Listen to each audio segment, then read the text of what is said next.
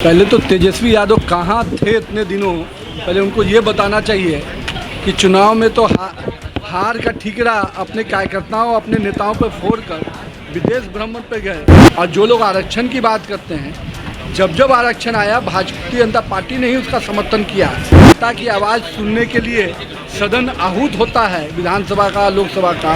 उस समय तो नदारद थे, सदन में एक दिन भी जनता के सवाल को देख करने के लिए नहीं आए, जनता के मुद्दों को उठाने के लिए नहीं आए। अपने परिवार से बाहर जाकर तो उन्होंने किसी को आरक्षण दिया है क्या?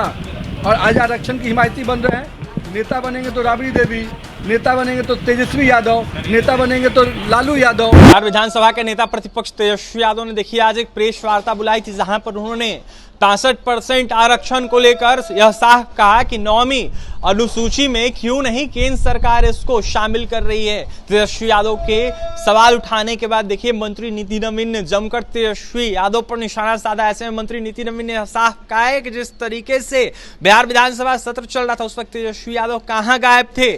जनता की जहां आवाज उठानी थी वहां देखा जाए तो तेजस्वी यादव गायब थे, और गायब चलते हुए तेजस्वी यादव देश भ्रमण कर रहे थे।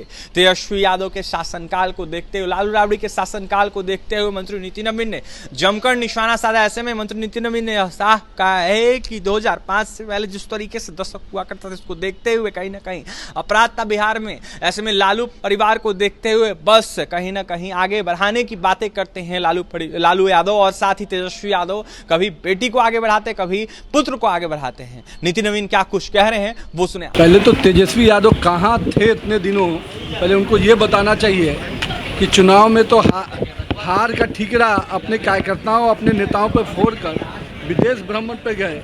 जब जनता की आवाज़ सुनने के लिए सदन आहूत होता है, विधानसभा का लोकसभा का, उस समय तो नदारद थे, सदन में एक दिन भी जनता के सवाल को देख करने के लिए नहीं आए, जनता के मुद्दों को उठाने के लिए नहीं आए। इन प्रेस वार्ता के बाद माध्यम से जनता की बात करते हैं। और जो लोग आरक्षण की बात करते हैं, जब आरक्षण आया भारतीय जनता पार्टी ने ही उसका समर्थन किया। आप तो केवल अपने परिवार को आरक्षण देते हैं, परिवार से ऊपर उठ के आपने कभी किसी को आरक्षण दिया है क्या?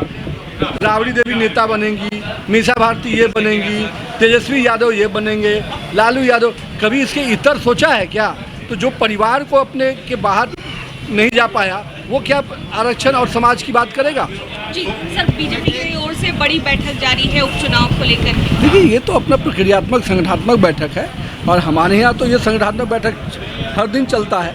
और संगठन हमेशा अपने आप को स्वस्थ तभी रखता है जब उसकी योजनाएं, हमारा एक पेड़ माँ के नाम कार्यक्रम चल रहा है, हर घर तिरंगा कार्यक्रम फिर 13 तारीख से है, तो उसकी योजना की है बैठक। सुप्रीम कोर्ट का फैसला साफ तौर पर कहा है कि या तो आप लोग 9वीं अनुसूची में नीतीश कुमार डालने के लिए प्रयासरत रहें, या फिर बात करें, या फिर एनडीए छोड़ करके वापस आए। तेजस्वी यादव जिन भी मुद्दों पर कर रहे हैं, जब इस देश में आरक्षण की सपोर्ट की बात आई तो भारतीय जनता पार्टी ने ही सपोर्ट किया है। और मैं आज भी पूछता हूँ कि अपने परिवार से बाहर जाकर तो उन्होंने किसी को आरक्षण दिया है क्या?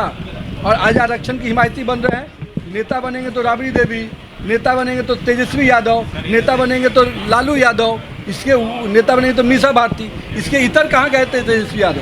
तेजस्वी यादव किसी दलित को कहीं बैठाते, किसी अति पिछड़ा को कहीं बैठाते, तब न समझ में आता कि वो दलित और अति पिछड़ों की हिमायती हैं। तो जिसका करनी ये है उसकी कथनी पर क्या विचार किया? देखिए, तेजस्वी यादव पर जमकर निशाना साधे थे, यहाँ तक लालू परिवार पर निशाना साधते हुए नजर आए थे नितिन नवीन। ऐसे में क्या कुछ कह रहे थे 65% आरक्षण को लेकर आपने सुना है। नितिन नवीन ने साफ कहा है कि लालू यादव ने सिर्फ अपने ही परिवार को आरक्षण दिया है, ऐसे में बाहरी किसी लोग को आरक्षण देने का काम उन्होंने नहीं किया है।